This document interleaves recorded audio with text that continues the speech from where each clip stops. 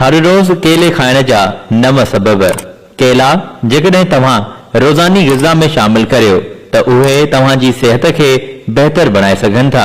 केला पोटाशियम सां मालामाल हुजण सबबि हाज़मे खे बहितर बणाइनि था, तवानाई ऐं मिज़ाज खे बहितर कनि था ऐं चमड़ी ऐं हॾनि लाइ सुठा आहिनि। केला न रुगो लज़ीज़ आहिनि पर विटामिन, मादनियात ऐं फाइबर सां पिणु भरियल आहिनि। मजमूई सिहत खे फ़ाइदो ॾियनि था। हिक वेबसाइट मुताबिक़ तव्हांजी रोज़ानी ग़िज़ा में केले शामिल करण जा केतिरा ई फ़ाइदा आहिनि। नंबर पहिरियों, ब्लड प्रेशर खे मुनाज़िम करणु। केला पोटाशियम जो हिकु बहितरीन ज़रियो आहिनि जेको सोडियम जे असरनि जो मुक़ाबिलो करे ब्लड प्रेशर खे मुनाज़िम करण में मदद कनि था। ही मुरकिब हाई ब्लड प्रेशर जे ख़तरे खे घटाए थो ऐं मजमूई तौर दिल जी सिहत खे बहितर बणाए थो।